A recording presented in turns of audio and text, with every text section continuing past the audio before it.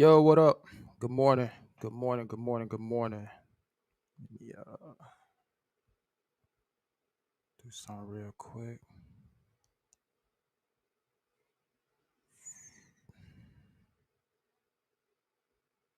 How y'all doing this morning? We got 20 people in the chat right now. Y'all already know the drill. What up? What up? Let me go back to this real quick. I gotta do something.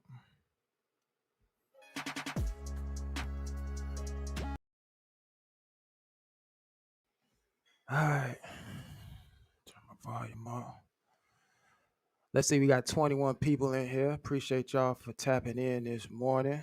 Let me see who we got in here so far. Y'all already know, man. Go ahead and hit the like button if you hadn't already hit that like button. If you're not subscribed to the channel, subscribe to the channel. Let me know where you're checking in from. Top of the morning. We got Osteen in here. What's up, bro? Appreciate you for tapping in as usual. BA in the building.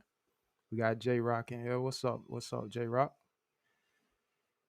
J Rock said, "Good morning, everyone. As you come in, hit the like button. Put in the chat where you from. That's what's up, man. Appreciate that, J Rock. As always, man. We got Rick in here. What's up, Rick? Appreciate you for tapping in. Who else we got in here? We got DP. I'm just gonna say DP.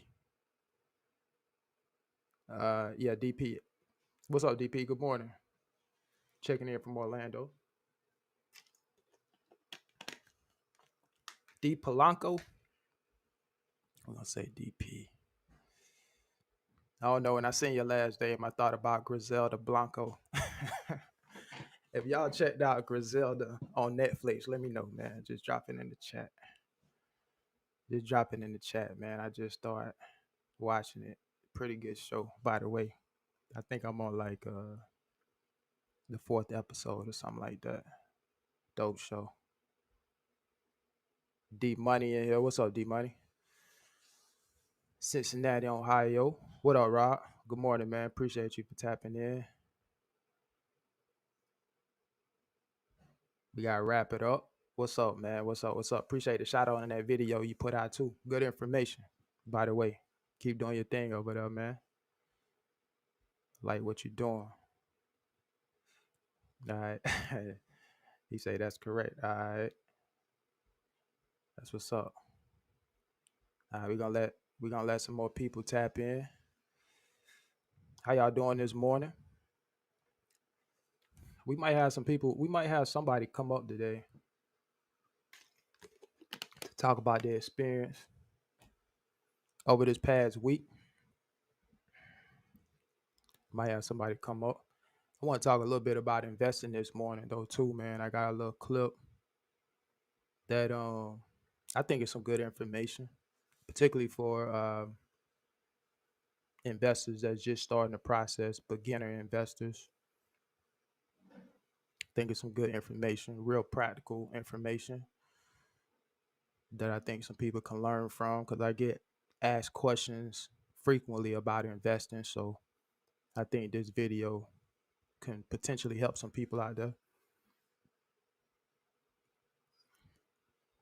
All right, Rick, checking in from Texas.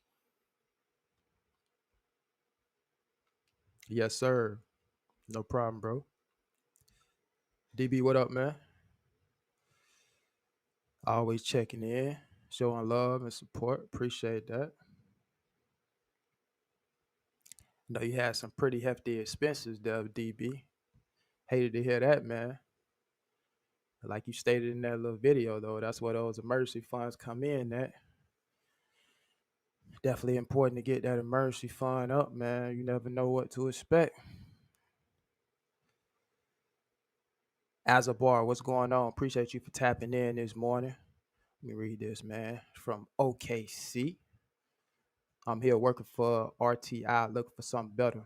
What's RTI? As a bar? What company is that? A trucking company? If it is, what do you guys do at RTI? I never heard of RTI. Chris, what's up? Appreciate you for tapping in. You ever have back pain from food service? Occasionally, lower, occasionally.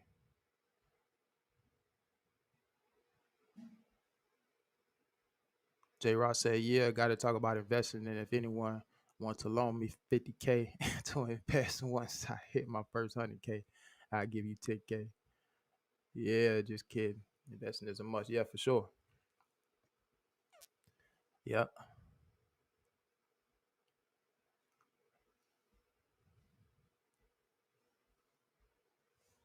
I put the link. I put the link in the chat. Let me see if I can pin the link. I'll put it back in again. We got the link in the chat for those that don't know, maybe watching for the first time. So what I like to do is put the link in the chat for anybody to come up. All you gotta do is hit the link. If you want to share something about trucking, or if you want to share something about something else outside of trucking, that's fine too. Especially if it adds value to the community, man.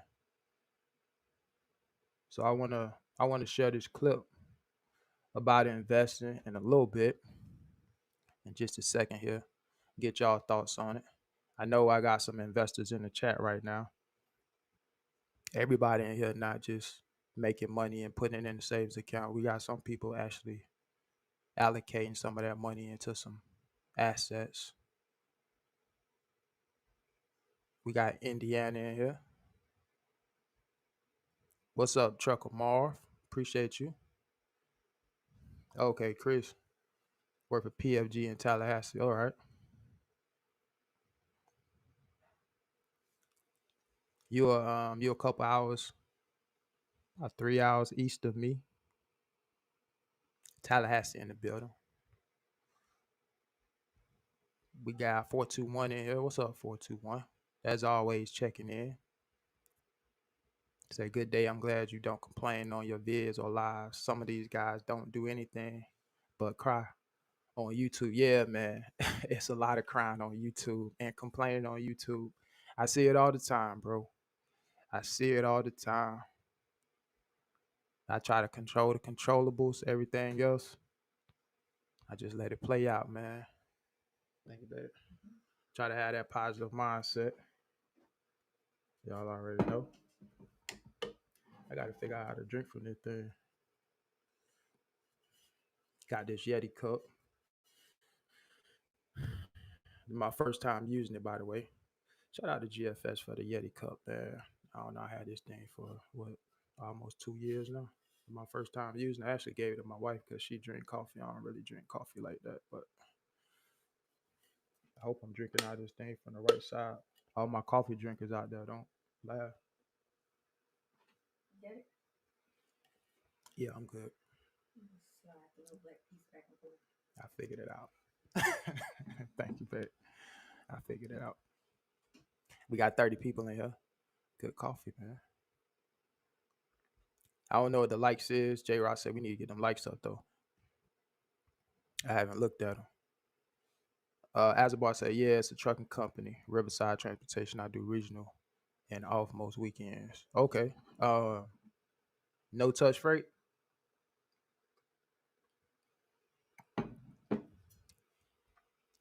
Is that no touch freight? Angel say just started. Just started. Who you with, Angel? What company? You probably PFG Boston. Okay, got it. Shout out to PFG, man. Deeper thought. What's going on? Appreciate you for tapping in. XPO. Florida.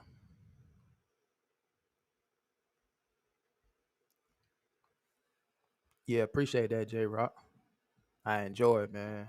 I enjoy it. We got Jay in here, Las Vegas. So I started my CDL process the 19th and came across your videos while searching for more info. You provide great content and value. Much appreciated. Appreciate that, Jay. Appreciate them kind words, man. We got Stanley G in here. Say good morning, everyone. Hope everyone is having a wonderful morning so far and a great day. Yeah, man, just getting started this morning.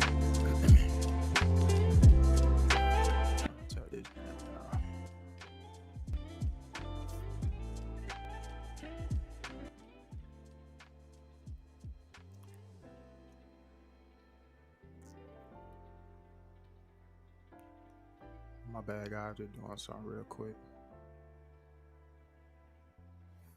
All right, Rick say, man, I'm glad you brought that up. Rick say, how's the Cascadia doing? Man, I still haven't got my truck back. I still haven't got my truck back, Rick. I'm still in a spare 2015 Volvo, and it's a 10 speed. So y'all know I'm an automatic guy, man. This my automatic, bro. So my let me pause this for a minute.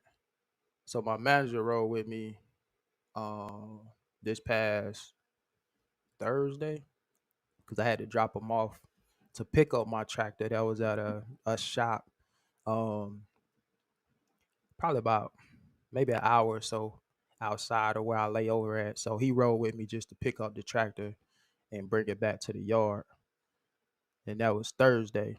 Now, mind you, I've been in the rental um for about a week, a little over a week now. So all last week, and then a couple days the previous week, I was in the manual.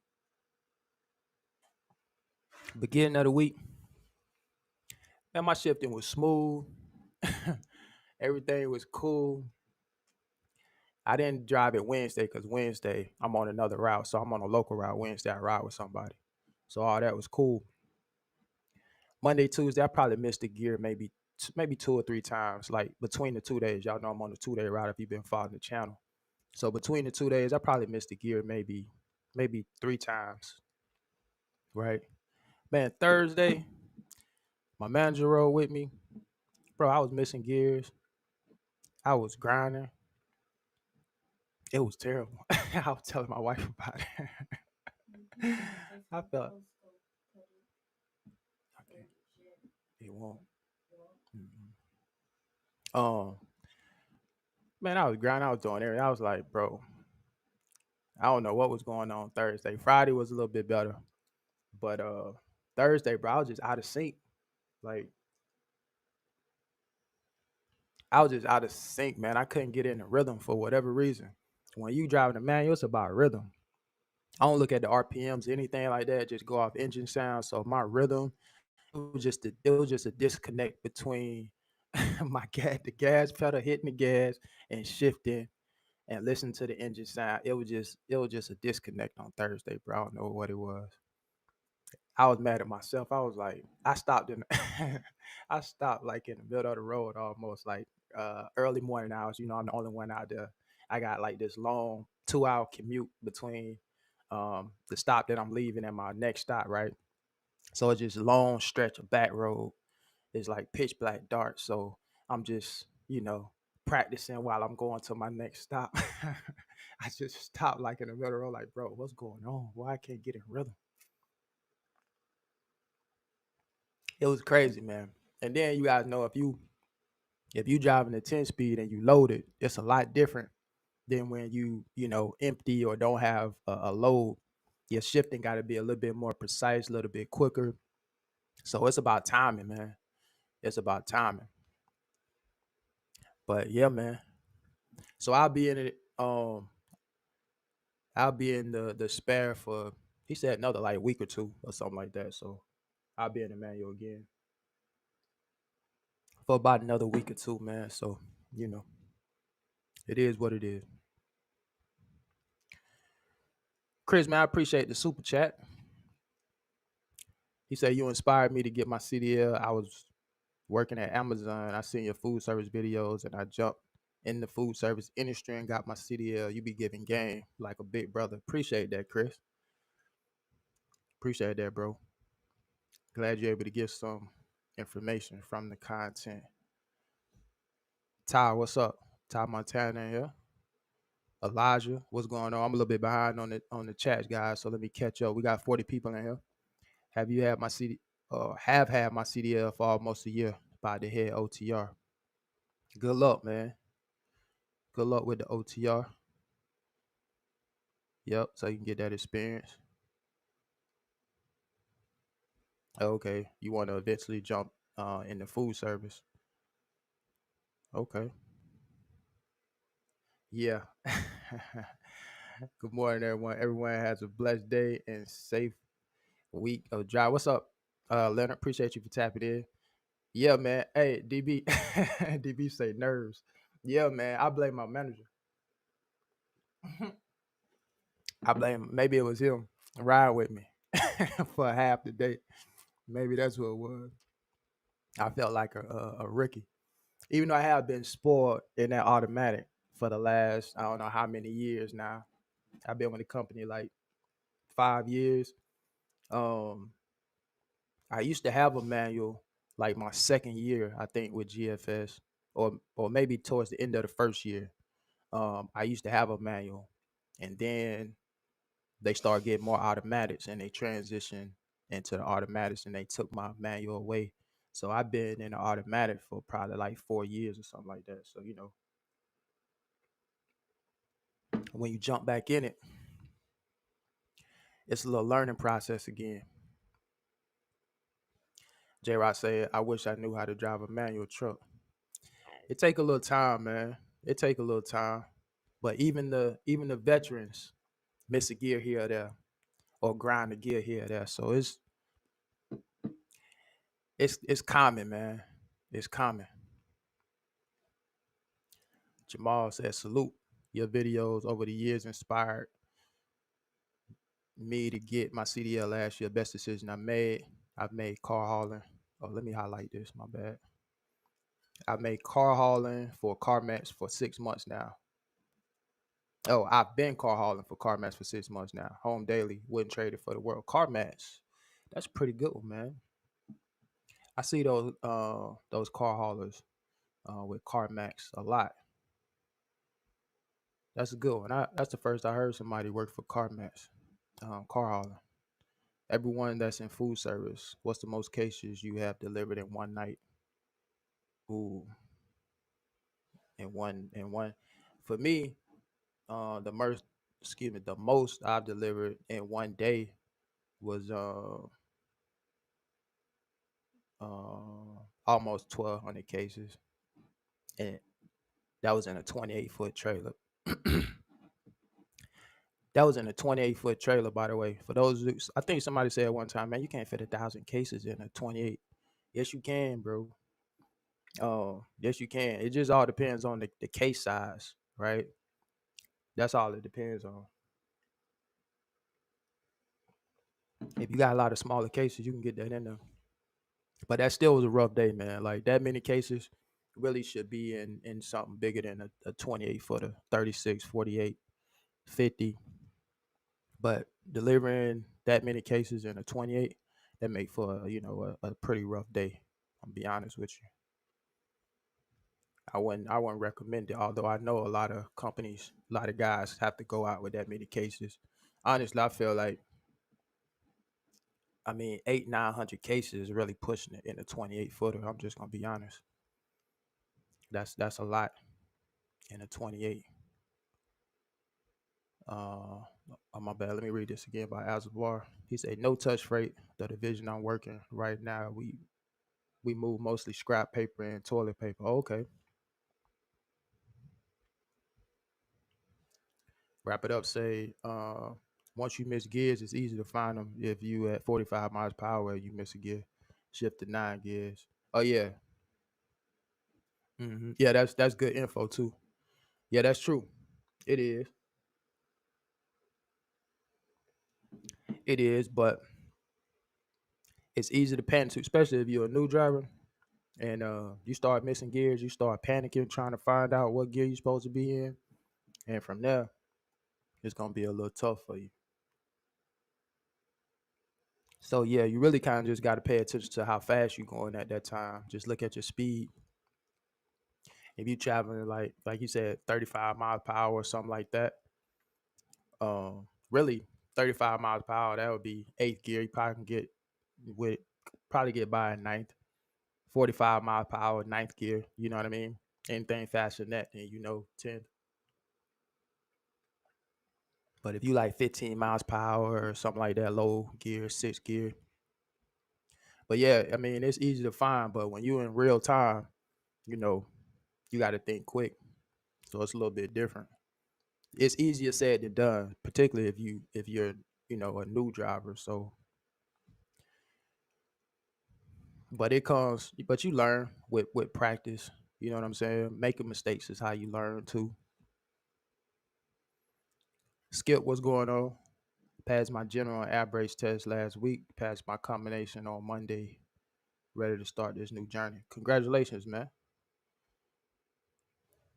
We got Stanley here. What's up, Stanley? I got lucky with my CDL back in the day. I had my Class B with no restriction on. Nice.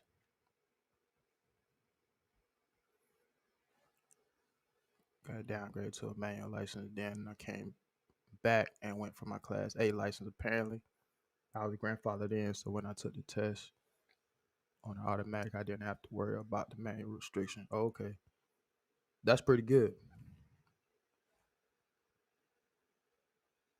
J Rock, the most I've done in one day was 1502. Bro, that's a lot of cases. That's a lot of cases. 1150 in the 48 footer.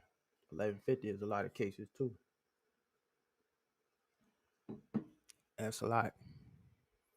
Bunch of digging in the 28. Yeah, man. A lot of digging. Rich says I drive an automatic but still prefer manual because it's more fun to drive. That goes for semis and sports cars. Yeah. Man, a lot of people say that, man. A lot of people say that. I used to have a Camaro SS and it was a 10 speed as well. So um and I had that car for about 3 years and I got rid of it because I just got tired of shifting, man. So it was a nice car, but I got tired of shifting, so I got rid of it, man. Give me an automatic, bro. On average, in delivering 1250 cases a night, and I run solo 48-foot trailer. Yeah, that's still a lot. 1250. Swole King, what's going on? Appreciate you for tapping in. E123. You ever do support in different states with Gordon? No, and don't plan on it. I'll leave that to those other guys that want to travel. You can make some decent money traveling in state to state though. Helping out for support. But yeah, that's just not my thing. I'm good on that. I like my route, knowing where I'm going every day, my little 6 stops. I'm cool with that. But listen, if you want to make some extra money, going to those other locations to help out for support, that's a good way to get some extra bread. DP said, been applying all January and also upgrading my CDL with hazmat tanker and double and triple. I have 2 years OTR and local experience. That's good, man. Got your endorsements, got the experience. Keep applying if you haven't found what you're looking for yet. You'll get an opportunity. Your resume seems like it's solid. Chuck Amar said, I've had my CDL 1.5 years of driving, drove regional for 1 year and local last 6 months, looking to pivot to fuel hauling. Recommendation for any good entry level local companies. Gemini Motor Transport, KAG. Well, I don't know. KFG you may need, but you got the experience. You said a year and a half. So KAG, Kenyon Advanced Group, good company. Holla at G TV. He may be in the chat right now, but he's a Kenyon Advanced Group driver, fuel hauler. So if you're not already subscribed to his channel, go check him out. A lot of good content about KAG. Circle K Pilot. I think I think either one of those will be, good companies. I say that particularly with those that like Circle K Pilot, Gemini Motor Transport. I mean, when you deliver into your own stores, I think that gives you a certain level of stability, right? Because those stores not going anywhere, as opposed to you delivering fuel to some mom and pop, fuel stations or gas stations. So that's just my opinion. But yeah, I would look at those, man. I think those would be solid. some solid companies for you. Stanley said, "Oh, I applied for my TWIC, and that cost me around 120." I was like, "Wow, I can't believe they are charging this much for it." Yeah, but kind of look at it from a different perspective. I mean, it's an investment, so it's something you'll have. You know, you're gonna make that 120 back, right? So that's kind of how I would look at it. You're gonna make that back. I don't know how many times over. So, the upfront cost may not be um, what you would like it to be, but if you really look at the value that it's gonna bring to you, I think it's a no-brainer. That's just kind of how I look at it. Certain things like that. Uh, Ferdinand, good morning, G. What's up, Ferdinand? Appreciate you for tapping in. We got Jasper in here. I think I start classes next week with 160 Driving Academy. All right, good deal. Where's 160 Driving Academy? Where's that out of? What state?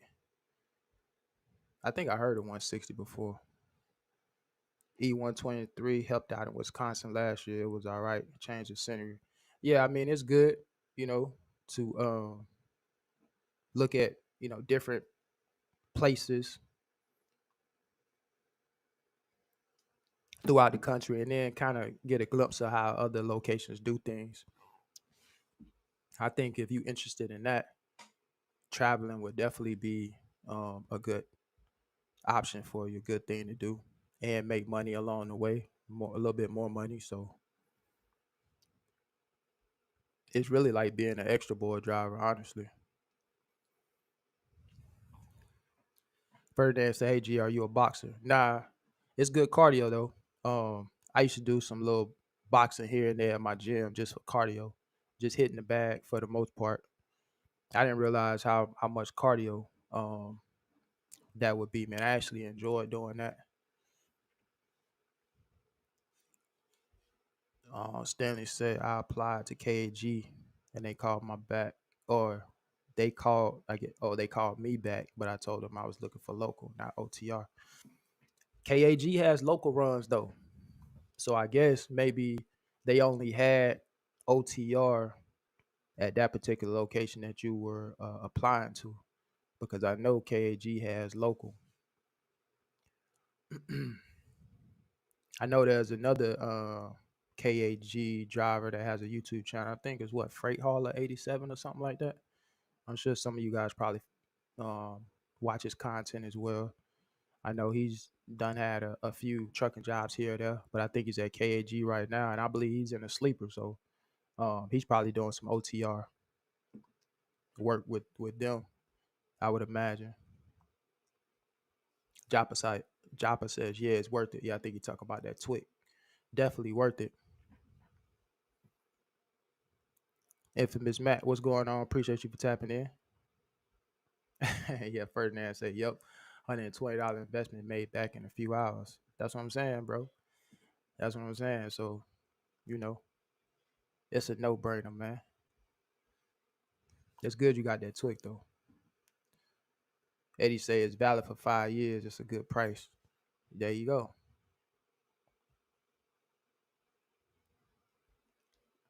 Oh, Jasper say he's in Chicago. All right. Appreciate that. Appreciate you for tapping in. I know it's cold in Chicago right now. Joppa says the Twit card expedites the screening process at the airport. That's good. That's good.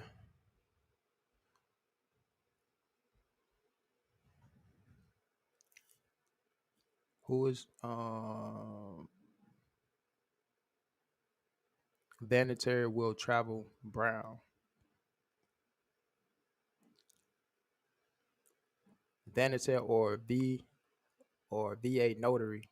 One of the two. Vanitary will travel Brown or VA Notary? Either way, what's going on? Appreciate you for tapping in. Out of VA, OTR with and at least onto Panther. STS. Okay. Or ST. All right. So you a leased, are you a leased owner operator? I'm just gonna say will travel. Are you a lease owner operator? I want to know how that's going for you right now. I've been hearing some stories here or there about the lease owner operators. If you can give me some insight on that. Okay, say 160 is a great company. A couple people graduated from 160. I see in here in the chat.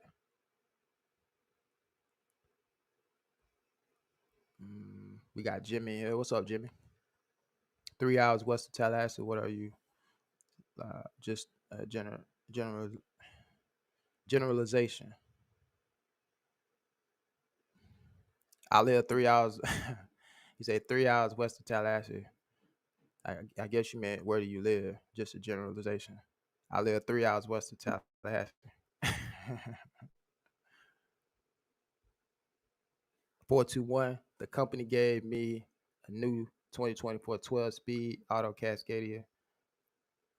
I drove it around the block, then then gave them the keys back. And then as for the manual, autos don't pull good to me. They are wimpy with heavy loads. Yeah, that's true. That's true. I mean, I would agree with that.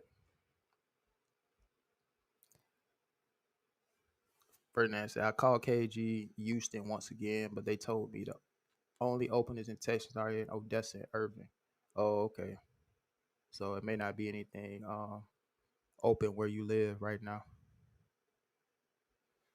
What are the benefits with the TWIC card? Somebody put the benefits of the TWIC card, man, in the chat. I don't have a TWIC. What's the benefits of a TWIC card? DB said an easy way to identify a fuel hauling company with consistent work is to make sure the name of the trailer matches the store. Yeah, exactly. That's a good tip. By the way, that's good. Yep. 421. Some companies reimburse the driver for TWIC card costs. Jay said I got to get my hazmat double. Jimmy, I'm not trying to be weird. I just stay not too far from town. Oh yeah, I get it. I get it, Jimmy. I get it. I don't think you're weird, brother. But there's some weird people on online. I don't think you weird, but there's some weird people online. Let me just say that. Ferdinand, Twit cards are great for posts or ports. Okay. VA notary. All right. Yeah, that's what I kind of figured.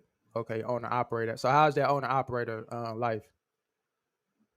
Will, how's that owner operator life treating?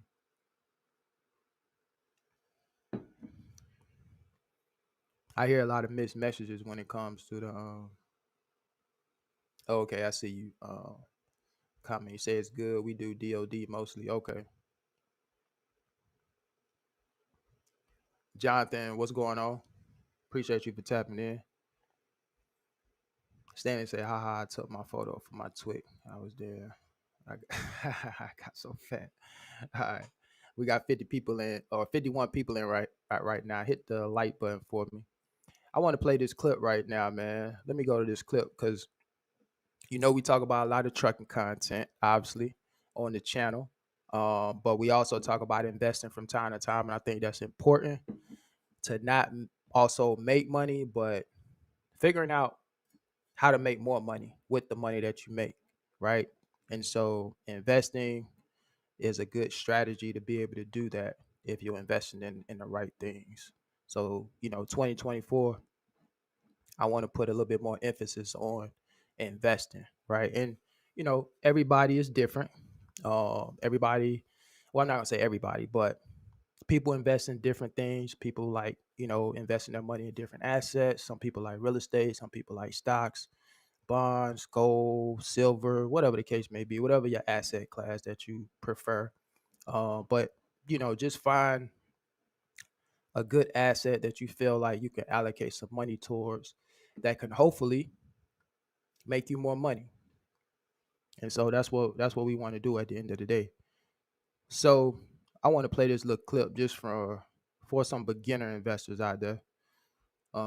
Because I get asked the question all the time about investing, and what works for me may not work for you. That's why it's important to really, just do your research about investing, right? Do your research. There's a lot of good information out there.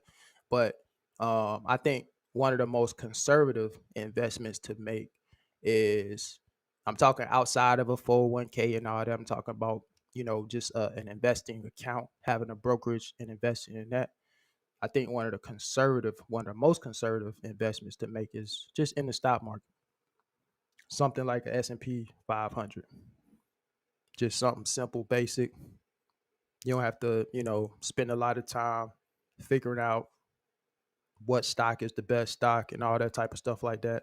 Just a simple S&P 500 or index fund. I think those are some of the easiest investments that you can make, that you don't really have to just, put a lot of effort into finding out this stock, that stock, and all that. It's some of the top 500 companies out there, right, in the S&P 500. If you like Tesla, instead of buying Tesla, guess what? You got Tesla already in the S&P 500. It's one of the top 500 companies. So same thing with Apple. If you like Apple, instead of investing in just Apple, you can invest in the S&P 500. You can have Apple along with Tesla and some of the other best companies out there. So just something to think about. But let me, Rod, what's going on? Appreciate you for tapping in. Let me check this out real quick, because Stanley said, I'm currently holding a good amount of money in Vanguard Treasury Fund that currently pays 5.3% APY. That's pretty good. I have a goal to keep adding to it and saving for a huge down payment towards a home. That's pretty good, man. 5.3%. So I opened a high yield savings account probably about a little bit over a year ago with Lending Club. And at the time, it was 4.5%. Now it's 5% APY. So it has gone up. You see the Fed increasing the interest rates and doing some of those things. We don't know what the Fed got going on. They keep changing stuff around, but the interest rate has gone up to 5%. So I was a little happy about that. I didn't even know it until like 3 days ago. I kind of looked at the account and I noticed the APY went up. So that's pretty good. But having it in a high yield savings account, it definitely beats having it in a traditional bank account. I was looking at Regions, got a 0.01% APY. That's crazy. Why would I keep money in the Regions account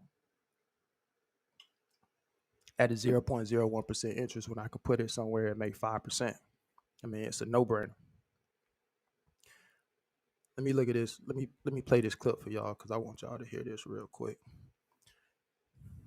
Let me know your in stocks and shares. So when you're investing in stocks and shares, for example, you're basically buying a percentage ownership in the company that you're investing in. So let's say I wanted to buy shares in Apple, for example. Apple is a publicly traded company, which means the public can trade Apple stock. Now, in a dream world, I would just be able to go to apple.com/buy stock of Apple, and now I own some percentage of the company. In reality, I can't do that directly. I have to go through a middleman, which we call a broker. But once I've gone through this middleman platform, I now personally own a piece of Apple. Now, I can make money from stocks and shares in two different ways. Firstly, I can make money because I'm hoping the price of Apple or whatever stock I've invested in is going to rise over time. So 10 years later, I could sell it for a lot more money than I bought it. Fingers crossed. But the second way, yes, it does take money to make money in trading. But what if someone else provided you with the trading power of a 100 in which you can make money through stocks and shares is similar to how you make rental income on a house? Because certain companies will pay what they call dividends. So for example, in the UK, there's a company called BT, British Telecom, and they pay dividends. So when you own a piece of BT, you're not just hoping that the price will rise over time, they're also literally paying out some of the profits that the company makes to their shareholders. And so if, for example, you were ridiculously rich and you owned 20% of BT, then every time they declare a dividend, which might be every 3 months, you would get 20% of the profits that they are distributing to shareholders. In reality, you and me were probably not going to own 20% of a huge company like that, because that would cost absolutely billions. But instead we might get, $10, $15, $20, like $5.47 here and there. And if we invest in lots of companies that are paying out dividends, then it feels like you've got this free kind of rental income, but really it's profits from these companies coming into your account every month. And that's pretty cool. So at this point, okay, cool. You can now buy stocks in these different companies. You can own a small percentage of said company, but how are you supposed to choose which companies? Should you put all your money in Apple or in Netflix or in Disney Plus, or should you go with Shell or British Petroleum or Ralph Lauren or like I don't know, Unilever or, these brands that you might be familiar with. Now, at this point, people have varying different opinions on the matter, but I'm going to cite Warren Buffett's opinion on this, which is also my opinion on this, which is that if you're a beginner to investing, unless you are legitimately a financial professional who literally does this full-time for a living, you should not try and pick stocks. The average person will not know enough to know which stocks to buy. They won't know enough to know when to buy them, but they don't have to, because if they can buy all of America through an index fund. Because realistically, you and me, we're not really going to have an insight into, oh, I reckon Apple's going to do really well because whatever, or I reckon Disney's going to do really well because whatever. There are literally financial professionals whose full-time day job it is to do that kind of analysis.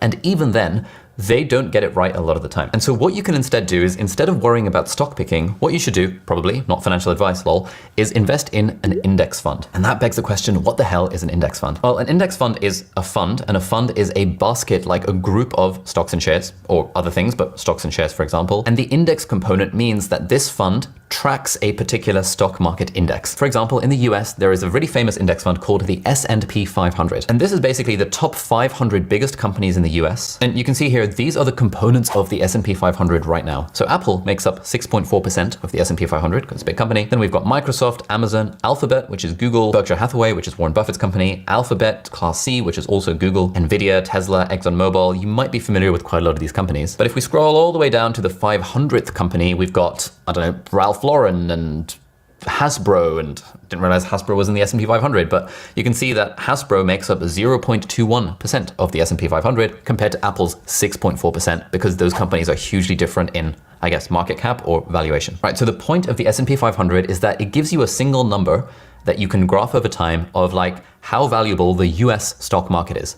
Because to be honest, most of the value of the US stock market is in these 500 companies. And so if the value of these 500 companies is slowly increasing over time, which it generally does, that means the US stock market is doing well and these companies are doing well and life is all good. If, for example, you're in a recession where the stock market is going down, or if, for example, COVID has just become a thing and the stock market has gone down, that means that collectively people have decided that the value of these stocks is lower than it once was. And so the graph will go down in those moments. So what does this all mean for you and me as normal retail investors? Well, basically what it means is we can invest in an index fund. So let's say I put $1,000 into the S&P 500 index fund. That's very good, because it means that my $1,000 is now split between 500 of these companies. And crucially, it's split based on the weighting in the S&P 500. So of my $1,000 that I've just put into the S&P 500, 6.4% would be in Apple stock. And so now I own $64 worth of Apple stock. And that's pretty cool. I now own a bit of Apple. 5.4% of that would be my... All right, real quick. Are y'all following? Are y'all following? I already know I have some people that's already retail investors that's in the chat right now. So this information isn't new to some of these people in here that I know invest already. But to some of those people who may not be familiar with what he's talking about, I know he's talking fast, but hopefully you guys are able to grasp what he's talking about to some degree. If not, you can look at his channel name and you can go back to it after this live stream. But I just wanted to give you guys just an idea of what investing looks like when you invest in something like the S&P 500. So I just thought this was a good video and an illustration to really show you. Let me get back to it.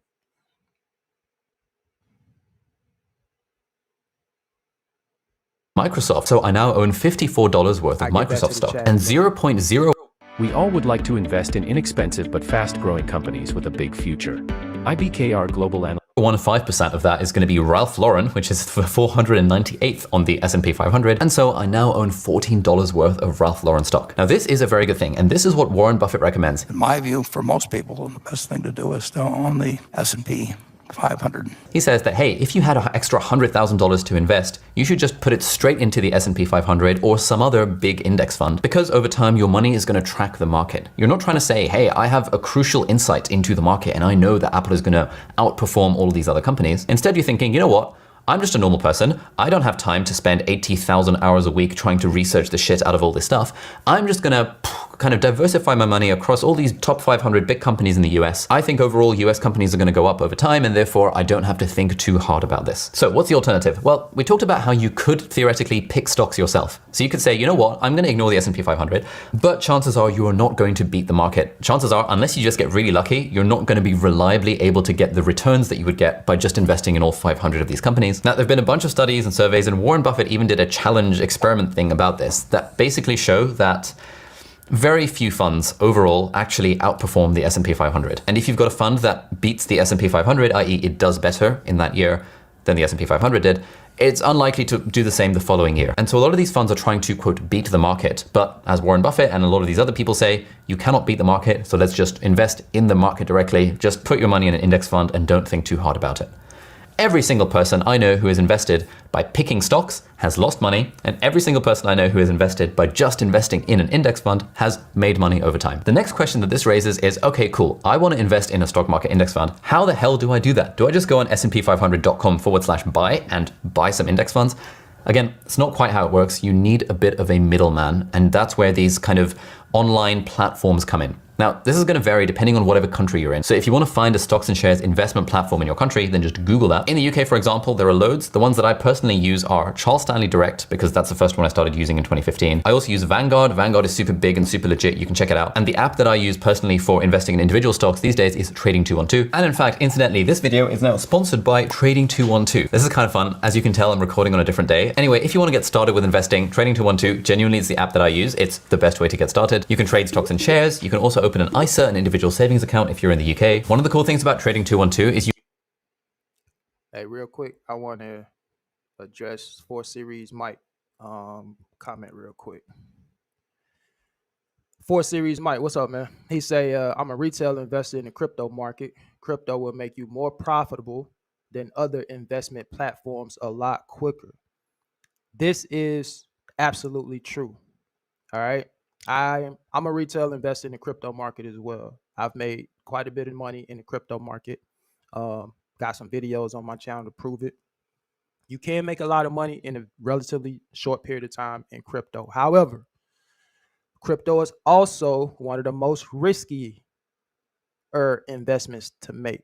It's very, very, very risky to invest in the crypto market. It's highly volatile, and as quick as you can make money, you can lose money just as fast. I've made a decent amount of money in crypto, and I've also lost quite a bit of money in crypto. Crypto is more like gambling than investing in the stock market. Some people may argue and say, well, all of it is like gambling. I don't necessarily think that's the case, particularly if you're investing in something like the S&P 500. That's a really safe and conservative investment. It's not like you're investing in all these different, stocks that don't have, the credibility, right? But crypto is highly volatile. So while he is absolutely correct, you can make a bunch of money in a short period of time. It's super risky. So if you're a new investor and you're thinking about crypto, just do your research. All right. I personally don't recommend it for a newbie. If you're talking about, wanting to make some money, I'm more of a long-term type of investor. And if I'm investing my money, I really wanted to go into some place, some asset that I feel is a little bit more, I guess, credible, right? And for me, it's index fund or ETF, preferably. But again, I do dabble in the crypto market here and there, and I do think I like cryptocurrency. I like the everything about crypto for the most part. The government obviously is trying to have more regulation around crypto. We all know it's DeFi. Those that are in the crypto space, that terminology. But I do like crypto, and I do like crypto in terms of the future and what I think is going to do. The impact that it's going to have on our currency long term. So I think crypto is good. long term, particularly. I think more financial institutions and companies and businesses and all of that stuff is going to adopt cryptocurrency. Cryptocurrency is relatively small right now in terms of market cap when you compare it to something like the New York Stock Exchange. I think crypto is like a little over $1 trillion market cap. That's a lot less than the New York Stock Exchange right now. So I feel like if you can get 5%, 10% of people who invest in the New York Stock Exchange or the stock market to transition into crypto and increase that market cap, which I think is a good possibility in the years to come, the market cap is going to increase. Crypto is going to be a little bit more popular. I think it's going to continue to grow. But again, it's a risky asset to invest in. It's just like day trading. I mean, day trading, same thing. You can make a lot of money day trading. You can make money doing call options in the stock market as well, which still isn't as risky as investing in crypto. But day trading is just like investing in crypto because you can make money fast in day trading and you can lose a lot of money as well, right? So just do your research, man. 4 Series might say very true. If you lack knowledge of crypto, you could definitely lose a lot. Know when to buy and know when to sell. Yeah, that's a fact. DP says money up, fitness up. V Notary says I love the Fidelity FXAIX. I never heard of that one. Which comparable to VOO and VTI but cheaper. Okay.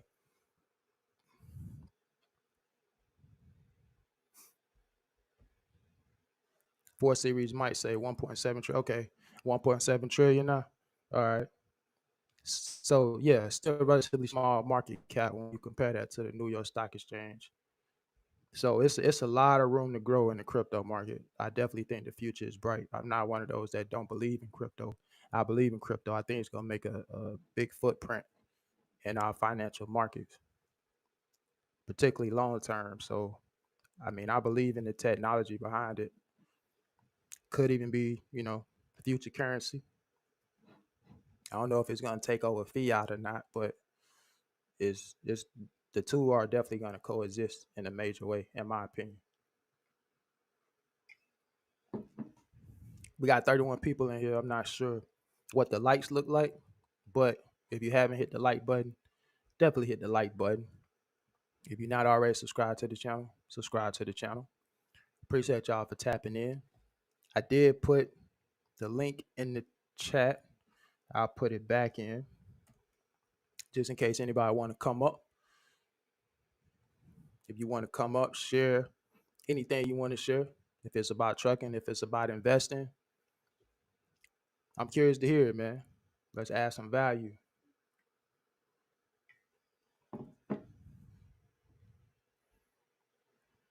J. Ross said, get the likes up. So I don't know what the likes look like right now, but get those likes up. Somebody asked a question about Texas. Maybe somebody in Texas could help them out. Let me see if I can find it. Let me see.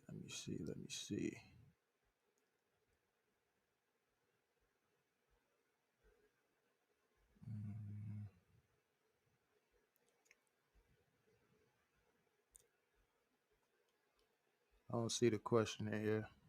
I probably overlooked it, but I think somebody had a question about, okay, here it is right here about Ferdinand. And I really need help finding a job in Houston. Can you please get my SE Texas to help out? Southeast Texas. I think that's what you probably meant, to help out. So if you're in this Texas area and you know of any trucking jobs in that area, put it in the chat, man. I know I got a lot of Texas supporters that watch the channel. Just put it in the chat if you know of any Texas. I think somebody asked about Texas last week too. So a lot of people from Texas tap into the channel. We got 34 people in here. I don't know what the likes look like, but hit the like button if you haven't already hit it. Appreciate y'all for tapping in. Let's see.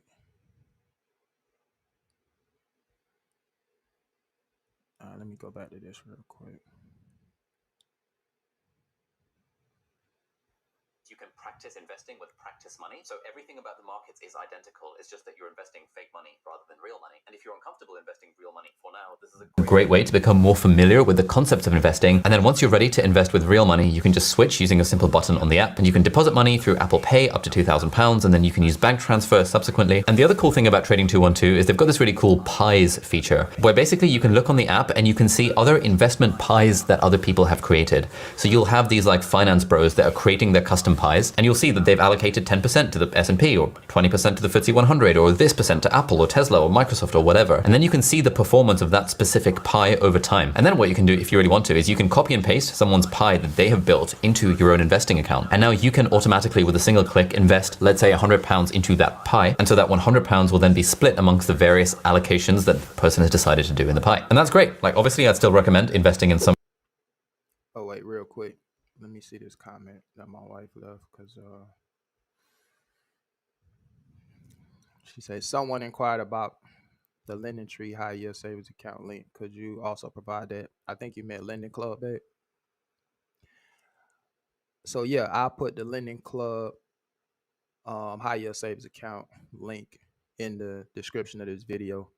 Or you could just Google Lending Club high yield savings account. You could check that out. I see you backstage, Rob. I'm getting ready to bring you up, bro.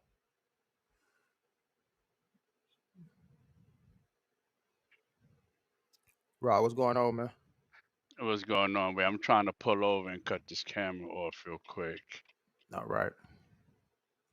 I know last time you was like you wanted me to be on the camera, so yeah. Just want to make sure you was a real person, man. You know how that go with yeah, I'm a YouTube. real person. Now, I mess with DB. He the one who put me on to you, wanted me to come up here. Okay. Shout out to DB, man. Hold on. All right. Try to pull up. Yeah. So real quick, and mind me, cause I might be a little splattered all over the place and stuff like that. I'm a truck driver, obviously by trade. I've been driving trucks for 27 years, 28 years. I've also been investing since 1999. I bought my first stock in 1999, and that's pretty much like kind of what I do. That's kind of like where my heart is at. Investing in trading, and it's not. This isn't to you, but a lot of times I hear. I don't want to say like misinformation in reference to the market, but a lot of times when I hear certain people talk about it, I don't think not only that they don't just break it down, but like when you see someone say, "Oh, I made 17,000 or 27,000 like in 2 minutes, 3 minutes," right? But what they don't put behind that is that their account allows them for them to do that. Like I'm also a technical analyst, right? Like I can break down a chart with my eyes closed. Like that's what I do. I trade commodities. I trade gold. Oh, let me turn this down. I trade gold. I'm in the forex market. I don't buy individual stocks anymore, even though I am building out an individual stock now for a simple purpose.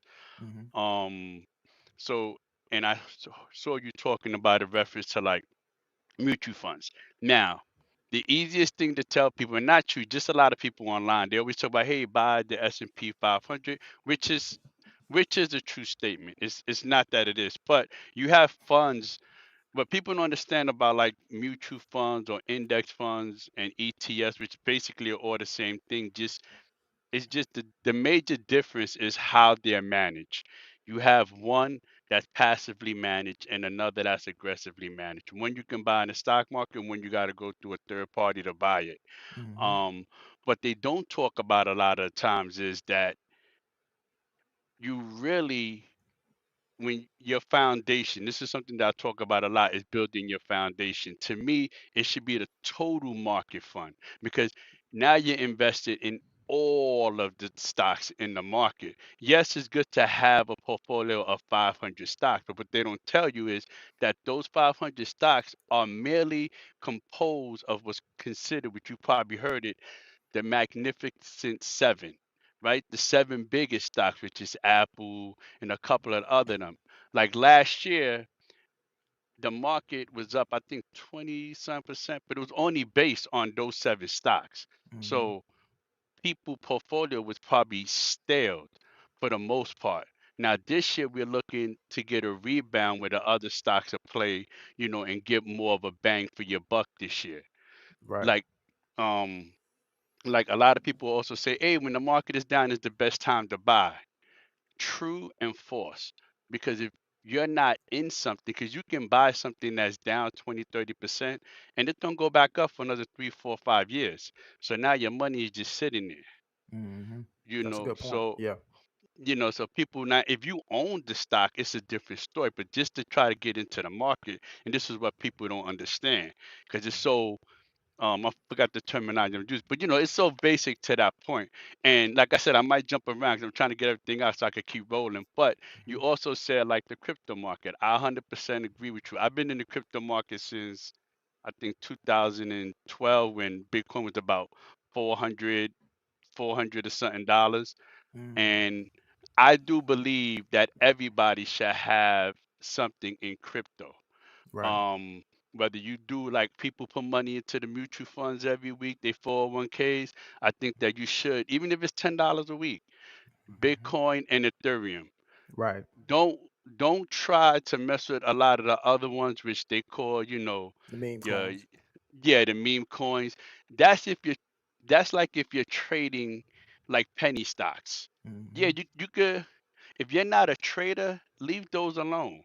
Right. Just deal with those two Mm-hmm. and just build it out. And I Right. think that people, because I think everybody should be in it. I mean, Mm-hmm. it's been around now for almost 20 years. It's not going nowhere. Right.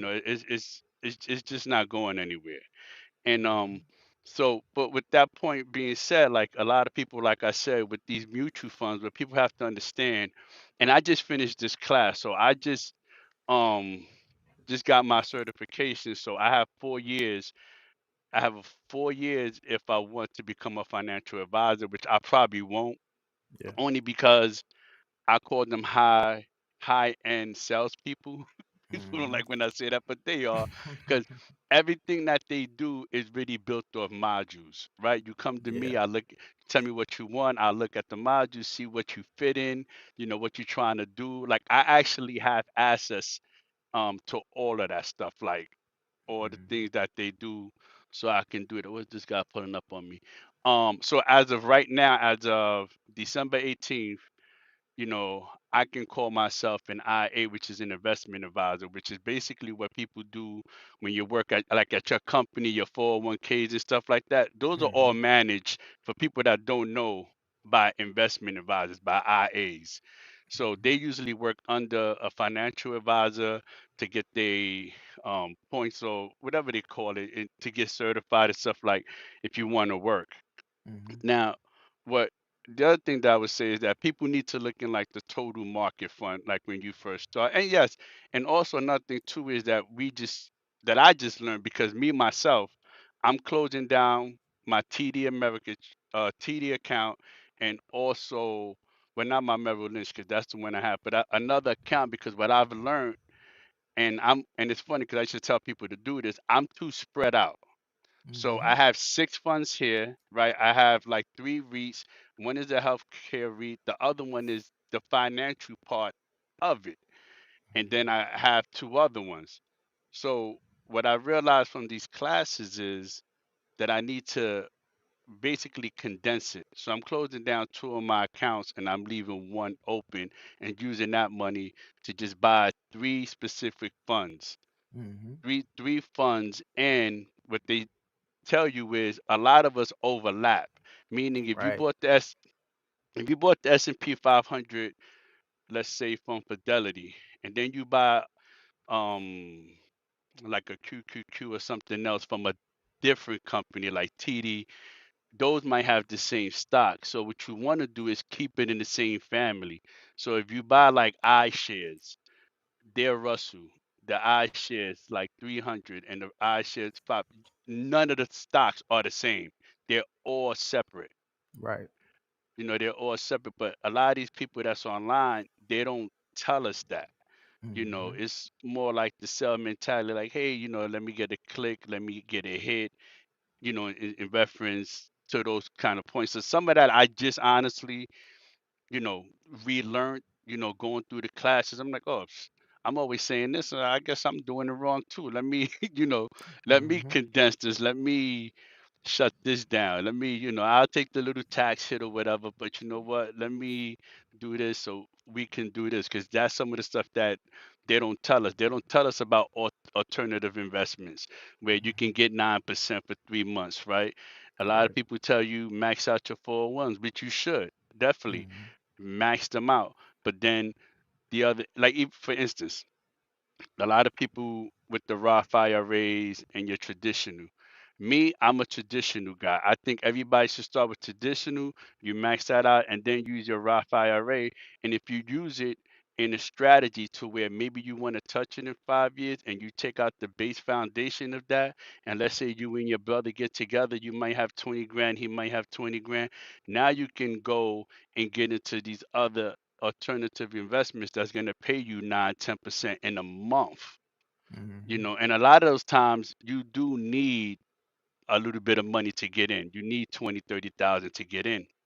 But these are investments that are considered class A investments. So now when you do that and you're building it out, you're talking about in the course of a year, honestly, you're going to make more than when you're investing in your Roths, your regular traditional 401ks, which is everybody should have it, right? Your foundation point. But in order for us to truly grow any wealth or anything, you have to have other investments and you have to have money, obviously. And a lot of us don't think that we can build those funds, but you can by using your Roth. Because remember, you can touch your Roth after a couple of years and you don't get taxed. So if you use it in the sense of, you know what, I'm gonna do this for like a couple of years and touch that, but not touch my traditional, then that's gonna give you an opportunity to really, whether you want to buy real estate, whatever it is, whatever you can find yourself to do, you can use that income. But a lot of us don't think that far out because we don't realize that that time is going to come so quick. Because three, Right. 4 years, 5 years, it come quick. Absolutely. It's Yeah, I got two questions, Rob, real quick that I want your opinion on. I want you to your thoughts on these two. Well, not necessarily questions, but comments. Shout out to Mark the Mentor. Appreciate you for tapping in, bro. He said, I hear this guy on the call, but your money will go further with altcoins than it will with Bitcoin. What's your thoughts that on that? That's something that we was talking about that kind of early on. yeah. So I mean, okay, he has a point, right? Mm-hmm. But altcoins is more for if you're a trader. It's like Yeah. trading penny stocks. So Mm-hmm. I can't honestly sit here and tell you to go buy altcoin because you're not a trader. Now, if you're a trader like me, I used to buy altcoins. Listen, Yeah. like I said, I'm a trader by nature. Mm-hmm. Like I said, I'm a chart analysis by nature. This is what I do. I trade it and stuff like that. So he does have a point. Yes, it you can make more money, but we're talking about stable growth. And Right. even with that, putting money into Bitcoin and Ethereum, not that it's safe, but that's it. Now, if you want to buy altcoins and you know what to do, by all means. I got friends now that they strictly trade altcoins. That's what they do. One of my son's closest friends, that's what he does, and he makes great money. So Mm-hmm. he does has a point there. He's absolutely correct, but Mm-hmm. it's not for everybody. You know what I'm Right. saying? You have to be a trader if you want to learn how to trade. And then honestly, the platforms for buying them altcoins, they're not the safest. Nah, they're not. they're, they're, They're not. they're not they're not the Yeah. safest. And on top of that, I mean, a lot of those gas fees, it's crazy, Oh, particularly if you oh, talking about something that's in Ethereum, buying that ETH. yes, Like yeah. you're gonna get taxed before you even get I any. have And it's a Listen, process to even do that. yes, So if you to not even do that. really, yeah, if A you not trader, really, it's a wrap. Listen, hmm I'm a functional trader, and I have in one what's the account is I can't forget the name. I have an altcoin right now that I cannot sell that I have money in because the fees are higher than the money that I have yeah, in there. right, yeah, So them yeah, fees so crazy. it's yeah. So I mean, yeah, if you could do it, it's fine.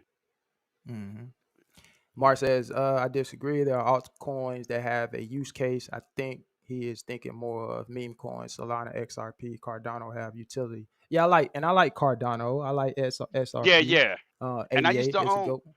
yeah, I used to own Cardano. I actually still own XRP, and I held that through the lawsuit and everything when they froze it hmm and everything. Right. So yeah, I mean, Yeah, yeah, but you got a point, Mark. yeah, yeah. Like I said, I didn't disagree, but he is right. I was more thinking about those memes coin, but like hmm if he's talking about some of those coins, like yeah, Solana is good, XRP is good, Yeah, those you know, solid. kind of yeah, those are definitely good. But me, I'm just an Ethereum Bitcoin guy. Like I don't, and like I said, I actually XRP is one that and Cardano I actually just sold probably last year, and hmm I don't think I had so because I had, like I said, at one point I had a lot of those coins, but I just Yeah. got rid because I didn't want to be watching them too much movement, too much volatility. Right. I just wasn't trying to really get into that. But hmm he's right. I mean, you could definitely, he absolutely, the price points. But what he has to understand too is that for for them to be as big as even Bitcoin of Ethereum, the hmm amount of money that has to go into them is it's not there. Yeah. It's not there, and that Think we might. yeah.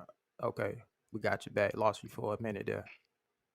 But yeah, nah, you're Okay, right. you got me. And when you talk about I see you, Mark. I'm getting ready to bring you up. When you talk about Bitcoin, for example, you know that they're not making no more. They're not making no more Bitcoin. So I think Hmm. you know everybody should at least have a peak. Let me take that back. I don't want to give financial advice here, but it's probably a good idea. At least for me, I just speak for me personally. I own a little bit of Bitcoin. I also like Ethereum. But if you're talking about as far as making money real quick, Mark does have a good point about the altcoins. I mean, but again, you gotta know what you're doing when you're talking Yeah, you about gotta know. investing in Yeah, you gotta. altcoins, man. Yeah, you gotta know what you're doing. You definitely gotta know what you're doing with the altcoins. Like I said, I've owned some of them, so I get his point. I'm not. Yeah, and he's hmm right. At first, I'm thinking more about the memes because, you know, like I said, one of my son's friends they trade them like hmm every day, like scalping them. Like to me, that's crazy. I don't have the patience for that anymore. Right. But he's right. Yeah, you could definitely if there's a boost in them. But like I said, even Mark, even the capitalization on those to even get anywhere near where Bitcoin and any of those at, it's a far reach. Yeah. It's really far. But you can still definitely make money. He's absolutely right. You could definitely make money with them. Yeah. All right, Mark, I got you tapped in. What's up, bro? What's going on? Not much. Shout out to everybody. What's going on? What's his name? Rob. Rob. Yeah, Rob. Yeah, what's up, man? How you Yeah. doing? What's up? What's up? I'm not a financial advisor, but I've been investing and making money for a long time. I hear everything you saying, but the reason why I'm disagreeing is here's a few reasons. These markets are cyclical. All right, there's a Absolutely. Yeah. cycle. Hmm. These markets are Absolutely. it's cyclical. All right, Bitcoin is the granddaddy of them all. Bitcoin pushes that particular market. All right, when I say that you're gonna make more money in altcoins than Bitcoin, you are. Bitcoin is too far out of reach for the typical retail investor. A typical That's retail yeah. investor, That's a, yeah. I a, agree with you. a typical retail investor don't got 40 grand. But hmm a typical retail investor could probably put 5,000 into an altcoin that has a good use case. Not every altcoin has a good use case. It's up to the investor to do their due diligence and do their research to see which altcoin has a good utility. Utility equals use case scenario. Cardano, great use case. Solana, Now that the FTX debacle is over with, great use case. Listen, Solana has outperformed Bitcoin, and we're just getting into the bull market. I re-entered back into Solana in October at $15, and it's already at $100 and some dollars. So 10 grand going into Solana in October has made me more money than if I would have put 10 grand into Bitcoin in October. Yeah, Right? absolutely. The point that I'm gonna let you get it off. The point that I'm trying to make is the markets are cyclical anyway. So you might as well make money, because guess what? Once the bull market is over with, the bear market is gonna come, and these markets are cyclical. If you've done your due diligence, you know the market is gonna crash 80% anyway. So I'd rather make money in that year and in a let's say year and 3 months to year and a half bull run cycle, as much money as I can, right? Dollar cost averaging in during the bear market, right? And give me a second, and it's early in the morning. I just rolled over and hopped on YouTube and saw you was on, and I was Yeah. hearing them. I was and dollar cost averaging in, and enter into a bunch of different coins, right? Leveraging yourself, right? And make as much money as you can. Because here's the thing: if I buy Bitcoin at 40,000, the most Bitcoin is going to do is 2 to 3x. The same 40 grand, if I put that into Solana, and Solana went to 280 last bull cycle, Solana is probably going to go to 600 to 1,000 this bull cycle. So now do the math on that, and let me know how far your money is going to go if you put into something like Solana, Cardano, even Fetch AI. Fetch AI is outperforming Bitcoin. Bitcoin is for institutional investors. But at the end of the day, the point I'm saying, when the bull cycle is over, it's all going to come crashing down. It's not a long-term investment. It's a short-term investment anyway. The people who hold on are going to be the people who get left holding the bag. I need people to hold on for dear life. I want them to think like how you thinking, because these is the people that I'm going to sell my bags to before it comes crashing down. So this is what I'm saying. You can't think like that when it comes to crypto. You can think like that when it comes to stock, but with crypto, it's all going to come crashing down. Every 4 years, you're going to go into a cycle. And then that shit going to all come crashing down. If you look at the bull run of 2017, 2013, the bull run of 2021, it's cyclical. If you look at the charts, they all look the same, except there's an increase every 4 years. So you might as well, me personally, if you're investing into something like Bitcoin and trying to hold it for years and years and years and years, crypto don't work like that. Now you make a good point, Mark. When you talk about those altcoins that you mentioned, being that those altcoins are so much cheaper than Bitcoin, obviously you can accumulate a lot more coins for the amount of money that you can, like you say, Bitcoin 40,000 per coin. Although you can, invest however much money you want in Bitcoin and just buy, a certain amount, but you're still not going to make as much money as you would some of the altcoins that you just mentioned. So I think that's a fair point. Yeah, it absolutely is a fair point. But see, once again, you're trading it. So it's a difference. Like me, I'm a trader by nature, right? So I get what you're saying, but anything that's just like in stocks. If you buy a $5 stock with $10,000, is you're gonna make more money than if you buy a stock that's $100. Like that's just simple math. So that goes for crypto, that goes for stocks. So I get your point. But even with what you're saying is just a difference, because see, you're playing the market, so your thinking is a lot different than the average person. See, I just don't trade those no more. I'm in it for the long haul. I know that where Bitcoin supposedly, hopefully, is projected to go. I've been in Bitcoin, like I said, forever. And you're right. Someone with $100, they might not want to go buy Bitcoin at 40,000. You're barely getting nothing, right? But if you go and, like you said, you go buy a $10 coin, I could buy 100 of these. Yeah, of course you're gonna make more money. See, so you're trading it. So the way you're looking at it, it's okay. There's nothing wrong with that. But overall, for somebody who just wants to get into the market and wants some exposure to the crypto market, Bitcoin and Ethereum is the safest place to get into, even with the cycle going up and down, because everybody don't understand crypto. There's a lot of people that don't want to do anything with crypto. I'm a believer that you should have exposure into it. And how do you get exposure into it? Just like the stock market. People don't know the stock market. How do you get into exposure into the stock market? By buying the S&P 500 or total market fund, right? So that's just the same thing with crypto. You do Bitcoin, you do Ethereum. Now the ones you're saying, people might not know about those.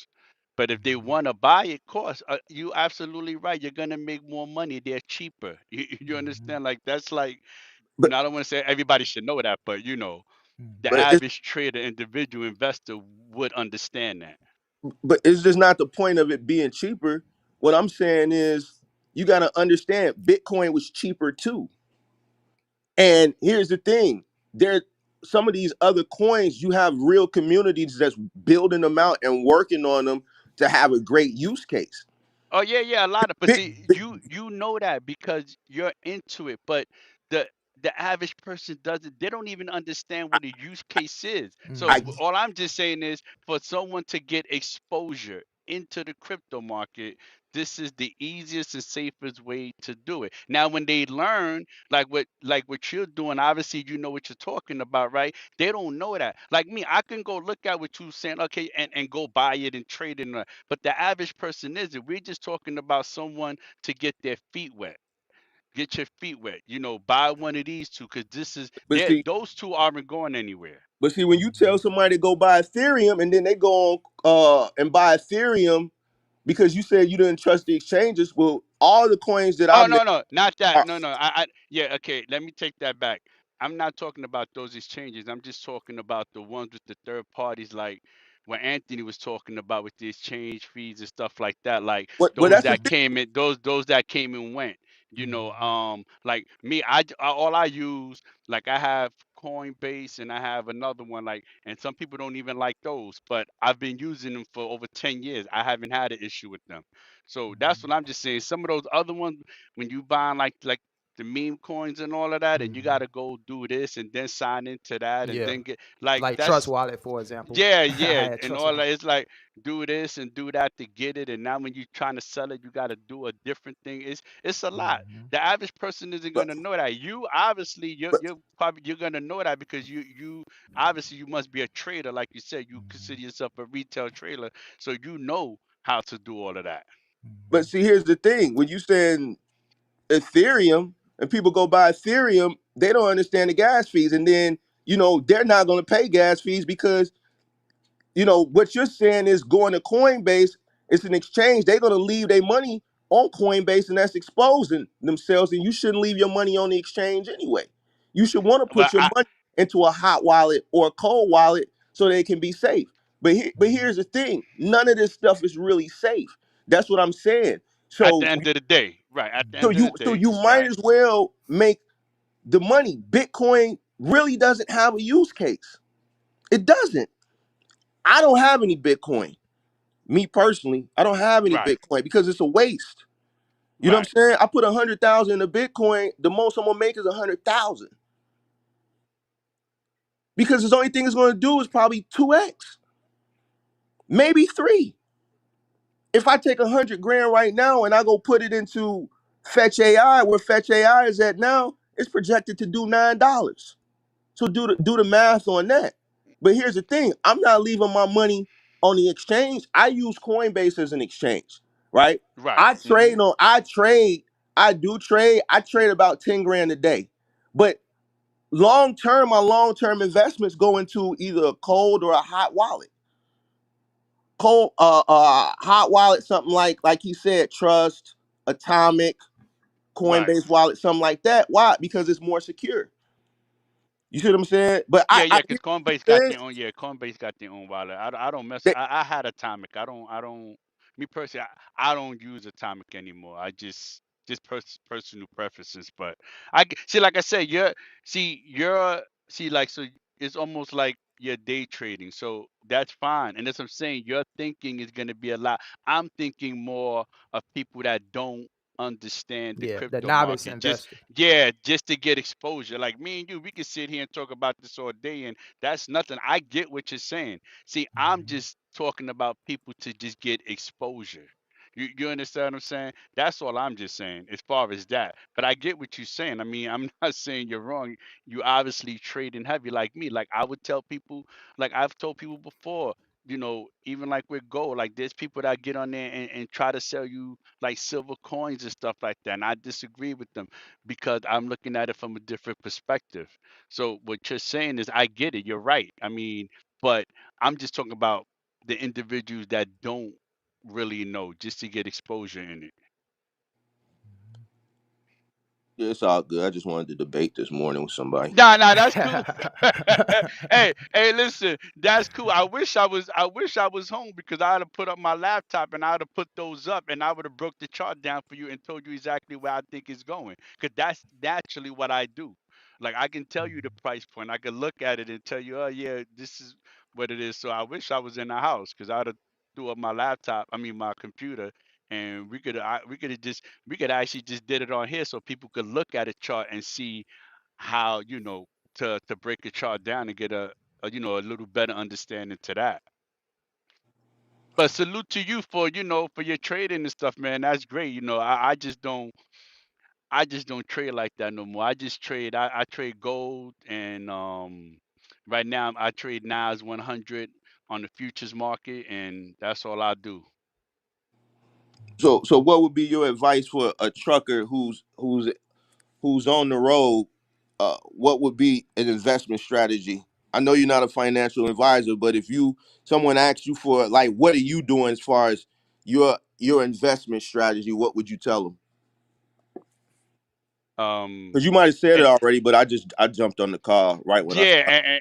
and it's funny you just said that because I just told DB.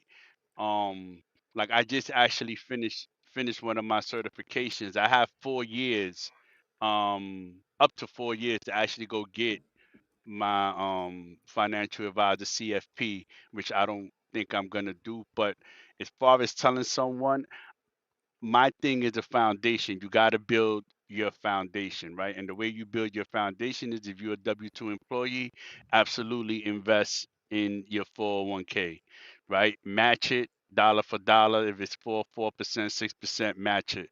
Me, I don't do anything over that. I take that and then I put it into something else, right? And a lot of people talk about the S&P 500 because it's like the popular thing to talk about, but I like the total market fund. You get the exposure to the whole market, and then you can also put something into the S&P 500, the index fund, ETFs, and stuff like that. That's where you would start. You start there, even if you don't know what you're doing. It's really not hard to get into any of those things.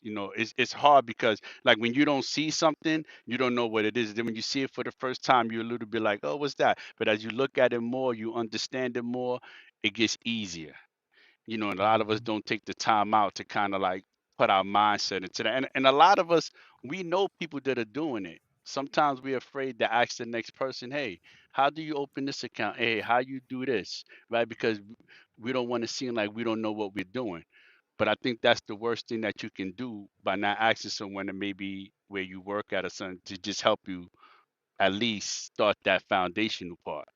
But for me, like I said, you start with the S&P 500, like they usually say, or the total market fund. You get a broader exposure to the whole market, and then from there you can build out. The safe play. I hear you. Yeah, I Yeah, think just to that safe. Yeah, just to safe safe play exactly. safe long term. Yeah.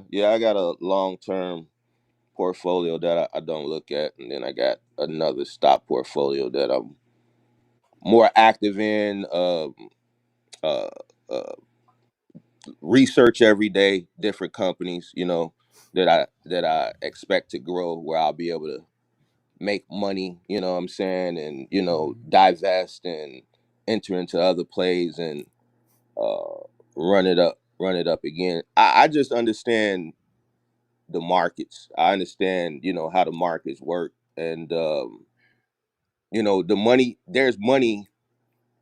There's money to be made. I just think people don't do the research they need to do. You know what I'm saying? But you're right. Yeah. It's good to have a long term investment. Into safe things like the S&P 500, and even to blue chip companies like Meta, Amazon. I recently pulled out of Tesla.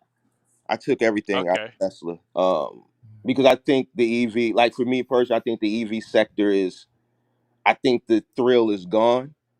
But Right. I reinvested that money into Rivian because I think Rivian is going to have its run. It hasn't had its run. Now you do know, did you look at their latest news? And I don't have my notes because they're actually going through something. So I would definitely double check Who and you look talking at about, that. Rivian or Tesla?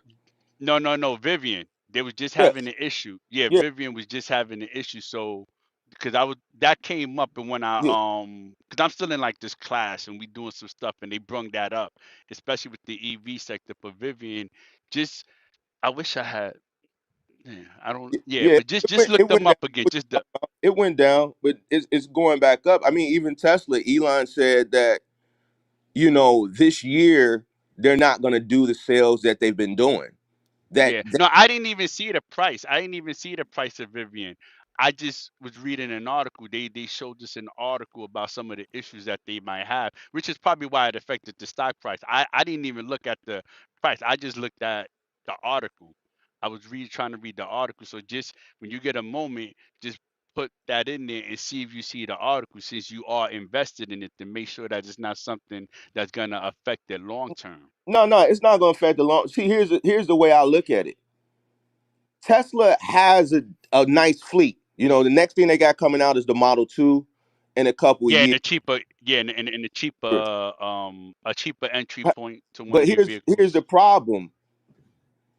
The Chinese are coming.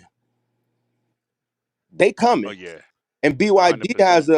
the most economical EV car on the market. It's only 10 grand. What company was So that? BYD. Okay. I don't think I So seen that one. so the Chinese are coming and Elon knows it. I think Tesla has, they had their hype. The money. Here's the thing. I tell people, early adopters are the people who make the money. You got to Yeah, be in things. absolutely, You a got to hundred be in percent. things early. Early Tesla Yes. had his run up. It was going for over $1,000 Yep. 3 or 4 years ago, and then they did a split. That's when the money was made. That's when I Uh, made my money. I took the split, but now, I see that things have kind of leveled out. Everybody has a Tesla now. right. The hype is no longer there. But Rivian still has a ways to go. They don't even have a car on the market. They just got the SUV and the pickup.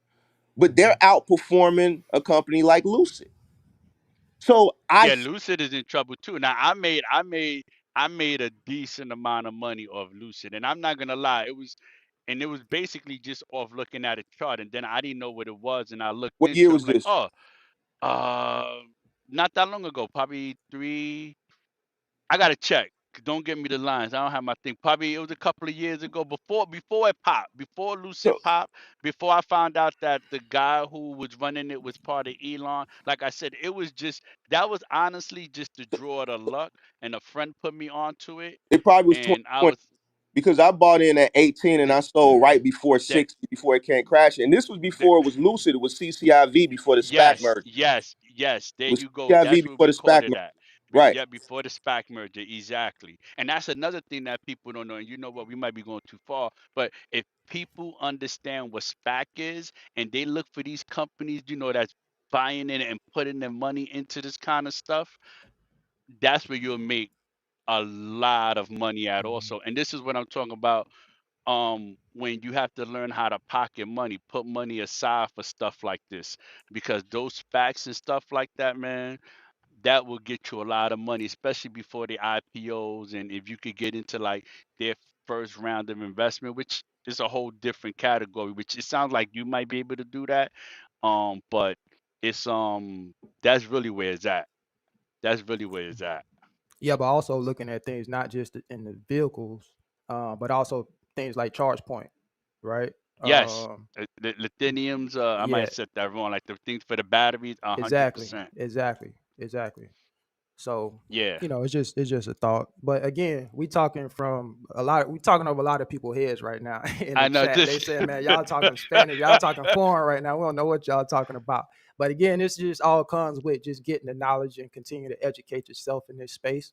I think, and that's one of the most important parts, man. Just getting the information. Like YouTube is a resource where you can get all this information that we talk about for absolutely free, and a lot of people just don't take advantage of it. But all you have to do is search these things, what we're talking about, and you can learn, educate yourself up on some of these things, and definitely, take part of it. Because I think it's a lot of opportunity in this space to make some really good money. I mean, even when you talk about trading stocks, you got day trading. You also got call options where you can profit either when the stock is going up or going down, right? Puts, Right. calls, and puts. So it's just getting educated on this stuff, man. Like the information is out there and it's free. Absolutely, 100%. And that's the thing when you talk about options. I always tell people the best way to learn options is just learn how to trade, learn the basics of stocks. Mm-hmm. It transfers over to options a lot better because then Mm-hmm. you can understand. And even though there's a lot of different things that goes into options, but if you learn how to trade stocks, you can then become an option trader. I have friends that they just want to straight be an option trader, but don't know nothing about stock. It works out for some of them, but for some of them it don't. Yeah, absolutely. All right, Mark, appreciate you for tapping in, bro. You got anything else you want to add? No, I just wanted to tap in on that. The Bitcoin stuff. I Yeah, appreciate yeah. that, Mark. Though. I eh, mean, I definitely do. Like, you definitely sound like you trade. I wish I was home. Like I said, we could do this up and we could do something a little different. Cause like I said, I could do this, all day. I just like to try to help people with the super basics. Like, you went into the let's get this trade this this trading stuff, and I get you, but I wasn't trying to go there. I'm trying to but just help but people with the super but see, basics. here's the thing. Here's the thing with that. You got to be careful with telling people that because, and you do it. I'm not saying because you do what you want because when people, Right. I see it every cycle. They put their money into this stuff, and then they don't understand the cycle. And then when they wake up one day and it comes crashing down, they're upset because they don't understand that. Listen, this run is only going to be for a certain amount of time. I need people like that. I want people to be ignorant because that's how I continue to enrich myself. So we need ignorant people that's put into it and just let it sit there, right? Because these are the people that I'm gonna leave holding the bag. So, but I try to inform people to educate themselves on the market because I think with crypto, I don't think it's a long-term investment. I think you put your money in, you you See, continue but to dollar that's cost average in during the bear cycle, right? When it's cheap, every single day or once a week or every month, there should be coins that you dollar cost average in every day. Make sure your portfolio is diversified. And then when we get into the bull cycle, pull your profits on the way to the top. Pull a little bit on the way to the top. Take out your initial investment once you've made money, and now everything is profit and pull out on the way to the top. Don't try to time the market, right? If you 3x or 4x or 6x or 7x, maybe divest the whole thing before things go parabolic and then switch some money into some of the I don't have no issue with meme coins. It's just with meme coins, you have to play those coins when the hype is around it. yeah, See, meme coins is just like penny stocks. That's all meme coins are. Those things come and go. But see, once again, you're talking from a standpoint of a trader. Like what you just gave was almost but, like a strategy of how to get in and how to get out. Your 20%, take this out, let the rest run, then close. Once again, that's a trader standpoint. But we talking about just exposure. Bitcoin and Ethereum is not going anywhere. And if you continue, even when the cycle goes down, if you're just putting into it, like, even if it's $20 every week, it's gonna though. If you look at it, like you said, it's clinical. If you look at it, the high point, the low point, high point, how many touches is there? You but, see, you're not gonna lose. But see, you're talking from a but, trader standpoint. but It's let me ask you totally this: different. why would you hold on to it if you know something is going to come down 80 to 85%, why would you I've want been to hold on? holding on. Listen, I've been holding on to my Ethereum for probably over 10 years. Now, mind you, I have taken money out. I'm not trying to say I didn't. I haven't taken any money out. I have touched it probably 2 or 3 times. Now, my Bitcoin is different. I got like a hate love relationship with it. I got into Bitcoin. I got to look probably 2004. It was like 480 something dollars, but I closed out probably at around, I think, 16,000 or something. And I've never really gotten back into Bitcoin. I kept everything in Ethereum. But even with it going up and down, even like now, my Ethereum was up, what? I think it was like 10. Now it's back down to, I think I don't even know where it's at. And I think it's like 20 something or whatever. I'm holding it. I'm putting money because I know that it's going to reach that point again. Now, when it reach that point again, I might get completely out, or I might just sell, 6, 7 of my, and get out. But that's just for me I, to have exposure. I'm not trading it. Now, like Cadorna and stuff like that, like what you're saying, if I was really watching it, then yeah, maybe I might buy it and trade it like what you're doing. But I'm not doing that. Everybody's not a trader. You're really, like, you are. I can tell I'm that not a you are a trader. physical trader. No, I'm a the way, trader, but but I'm not like yeah, I'm just, you're not day trading it, right? I'm Like a you're not smart day guy. trading it. Listen, I Right, don't right. invest into nothing that I don't understand. And that's great. You Right, see and what that's I'm saying? great. Because Right. like, and I'm gonna get off because somebody said we done All hijack. right, cool. Uh, but like with Ethereum, I think Solana is gonna surpass Ethereum because a lot of developers ain't building on Ethereum anymore because the gas fees too high. You Yeah, see what I'm gas fees saying? are the gas So fees extremely high. So I mean, and then it's funny because I'm mad because I got rid of my Saloni, and honestly I said I wasn't, but honestly I did need some of the money for some other stuff, but I'm not in that one no more. Maybe I might get back into it. I'll look at it. I'm not sure. But listen, I don't know. We could get in contact, man. We could, like I said, because I could do this all day. We could look at stuff like that. I trade, like I said. I'm in a gold trade now, waiting for the market to open. Markets opens for me Sunday, 6 o'clock at night. So, mhm. that's what I do. Yeah, we'll tap in. I got a channel, so whenever you wanna Oh, what channel you got? my name. Yeah, Mark the Mentor. Mark the Mentor got a good channel too, bro. All right, cool. Yeah, Primarily he talk about a I lot of come up box there. trucking content, but All right, he cool, dropped cool. jewels on a lot of different topics as well, though. Really good channel. I stay tapped into him. So very knowledgeable about the content that he put out, man. So for anybody in the chat right now, or you watching this on a replay, definitely check out Mark the Mentor, man. I've been sub to his Yeah, channel Mark for a the little minute. Mentor. Yeah, I might hit him up for the box show. I got my nephew. I'm trying to get into a box show. Maybe you can help me out with that. I got you. I appreciate you, Ed. I appreciate the dialogue, Rob. I'm gonna jump Yeah, back in yeah, the yeah. chat, man, so y'all can keep the All conversation. right, cool. Yeah, yeah. Uh, I'm gonna have to get with Anthony next week too. We'll go back to the basics. He took us he took us somewhere else. on the advanced level, Mark came in with the advanced I appreciate level game. I appreciate it, man. all right, later. All Later. right, cool. All right, Rob. Appreciate it, Rob. Nah, no problem, man. Yeah, man. I'm pretty sure. Hopefully, some people in the chat that couldn't research some of the terminology that was used and get a good sense or idea of what we was talking about, man. Uh, but yeah, I think Mark is definitely seasoned and has a lot of knowledge about the crypto space and investing and stuff like that. But somebody, a novice investor, somebody that's just getting into it, I think on the conservative side, Bitcoin and Ethereum for long-term players, I think that would be a more solid investment. But you can make a lot of money, and that's something that we talked about early on in the conversation about crypto, as far as being able to make a lot of money in a very short period of time. Altcoins, meme coins, all of those things are opportunities to do just that. Yes, 100%. All right, man. I'm gonna Like, get ready to wrap this up, man. You've been on about 2 hours, and I gotta get the church wife keep coming in the office. yeah, yeah. All But right, man. I get with you, man.